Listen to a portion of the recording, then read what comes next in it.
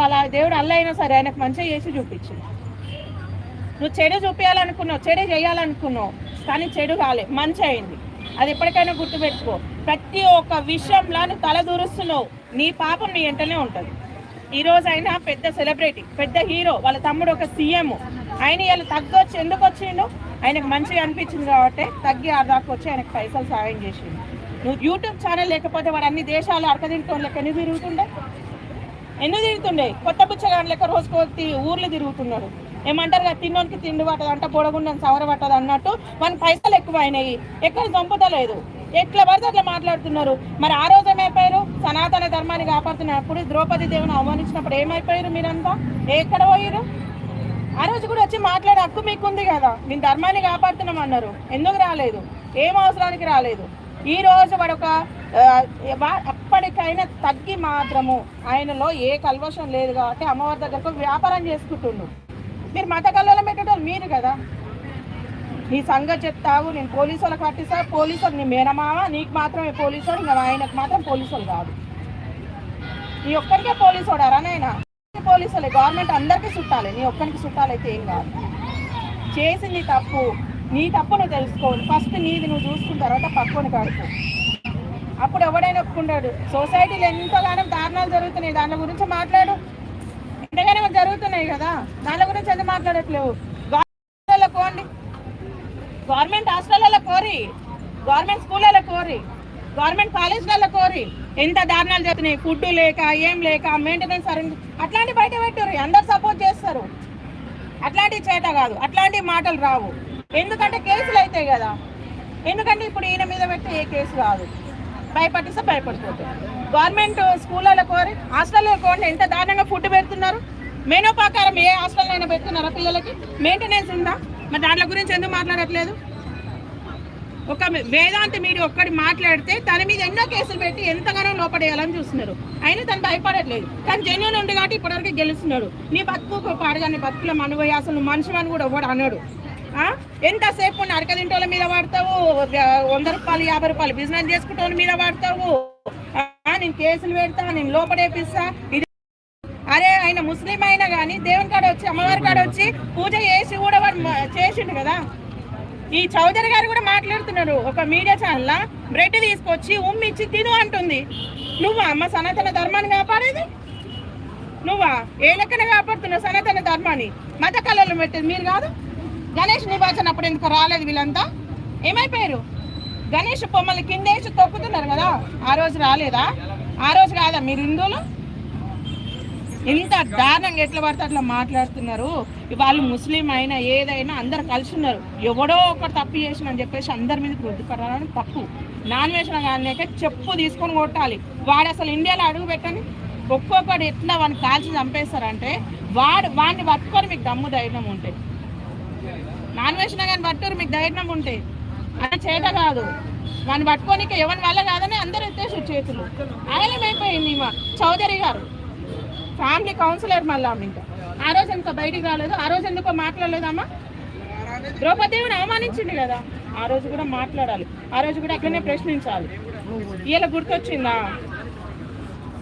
ఎందుకంటే ఎంతసేపు ఉన్నా 50 రూపాయలు 10 రూపాయలు వ్యాపారం చేసుకుంటాడు, వీక్ పర్సెంట్.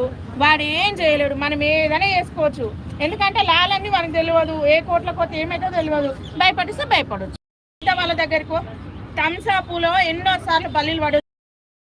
కంపెనీ కాడుకో, కూలింగ్ ఇప్పటికైనా సరే అది మంచిది కాదని చెప్తారు. వాని కాడుకో నువ్వు ధైర్యం ఉంటే.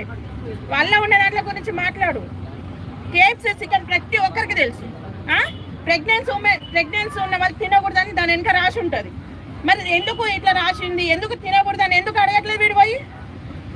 ప్రెగ్నెన్సీ వాళ్ళు తినకూడదని కేఎఫ్సీ చికెన్ దాని డబ్బా వెనక చూడండి, ఎవరైనా సరే దాని వెనక ఉంటుంది. ఎందుకు పెట్టండి మరి? అది చాక్లెట్ తింటే పళ్ళు పుచ్చిపోయి వెళ్ళి తెలుసు.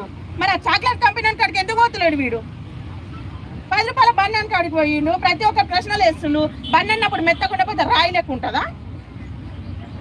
ఇప్పటికీ నేను చేసిన కరెక్ట్ అని చెప్పి సమర్థించుకుంటున్నాడు, వీడియోస్ కూడా చేస్తున్నాడు. సారీ చెప్పలేదు, ఏం చెప్తాడు? చెప్పాడు, ఎందుకు చెప్తాడు? మూర్ఖుడు ఎప్పుడని చెప్తాడా? మనం తప్పు చేసినా మనం కరెక్టే అనుకుంటాము. ఆయన ఒక్కడు అనుకుంటే ఆయన ఒక్క చెప్పలు గుద్దుకుంటా కాదు కదా. అనసూయ గురించి మాట్లాడుతూ కూడా అందరు వేసుకుంటే ఎట్లా మూసుకొని వండి ఆమె ఎట్లా బయటకు వచ్చి సారీ చెప్పిందో ఈయనకైతే కూడా అదే. ఇప్పటికే మొహం మీద కొట్టినట్టు కాలేదా వీనికి? అయ్యింది. ఇంతమంది హిందువుల వేరు కదా, నేను చెప్తున్నా కదా, నిజమైన హిందువులు నిజమైన సనాతన ధర్మాన్ని కాపాడేటోళ్ళు ఆ వాళ్ళు. ఎవరైతే తగ్గి వాళ్ళ దగ్గరికి పోయి మా హిందువుల వల్ల నీకు తప్పు జరిగిందని చెప్పేసి ఎంతమంది అయినా సాయం చేసి ఆ వీడియోలో ఎవరైతే మహిళ ఉన్నారో చుట్టుపక్కల జనాలు ఉన్నారో ఎవరైతే అడిగారో వాళ్ళు మొత్తం వైరల్ అయిపోయారు, మొహం చూపించుకోలేకుండా అయిపోయారు. మరి అంతే కదా, తప్పు చేసినాడు మొహం చూపించుకుంటారా? నిజంగా ఒక ఇజ్రా అంటే 2 ఇట్లా కలిపి ఉంటుంది కాబట్టి వాళ్ళని ప్రతి ఒక్కరు రెస్పెక్ట్ ఇస్తారు. ఆమె కూడా ఎట్లా అవమానిస్తుంది. ఆమె కూడా 10-5కైతే ఆమెనే అంటున్నా, నేను అందరిని అనట్లేదు. ఆమె అయితే రోడ్డు మీదకి వస్తుంది కదా, నువ్వు ఇలా మీడియాలో కనిపించాలని చెప్పేసి అవమానించినావు. ఎందుకు ఇలా బయటకు వస్తలేవు? ఏ మీడియా ఛానల్కి ఎందుకు వస్తలేవు? రాదు. ఎందుకంటే వాళ్ళు తప్పు చేసేది కాబట్టి వాళ్ళు రావట్లేదు. వాళ్ళ తప్పైందో వాళ్ళకి తెలుసుకున్నారు, వాళ్ళు చేసిందేందో వాళ్ళు తెలుసుకున్నారు కాబట్టి ఇలా బయటికి రావట్లేదు. నేను మళ్ళీ చెప్తున్నా, ఇట్లాంటి రోడ్ల మీద అడుక్కున్న వాళ్ళ కాడికి వాళ్ళకి నీ వల్ల అయితే 100 రూపాయలు సాయం చేయి, లేకపోతే సపరేట్ ఒక్కో. నువ్వు ఏదో వైరల్ కానిక నువ్వు ఫేమస్ కానిక మాత్రం చెయ్యకు. ప్రతి ఒక్కరికి రిక్వెస్ట్గా మెయిన్ నీ మీడియా ఛానల్కే చెప్తున్నా, నువ్వైతే ఇంకోసారి నువ్వు ఇట్లాంటి వీడియోలు పెడితే మాత్రం ఖచ్చితంగా నీ మీద కేసు పెట్టడం జరుగుతుంది. ఒక్కడికి 2 సార్లు మళ్ళీ చెప్తున్నా, నీకు నీ మొహానికి చేయడం చేత కాదు, చేసుకొని కూడా చేయనీట్లేదు. మత కళ్ళలో నువ్వు పెడుతున్నావు, ఏదో ఇంత పెద్ద పొట్టు పెట్టుకొని చేయంగానే నేను అనుకోకు. నిజమైన సనాతన ధర్మాన్ని కాపాడేటో వాళ్ళ దగ్గరికి వెళ్ళి ఒకసారి తెలుసుకో.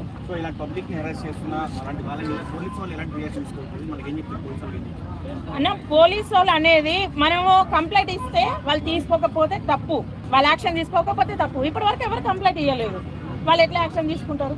మన కంప్లైంట్ ఇస్తే తీసుకోకపోతే అప్పుడు వాళ్ళని అడగడానికి వస్తుంది. ఇప్పటివరకు ఎవరు కంప్లైంట్ ఇవ్వరు, ఎందుకంటే అంత డేర్నెస్ లేదు.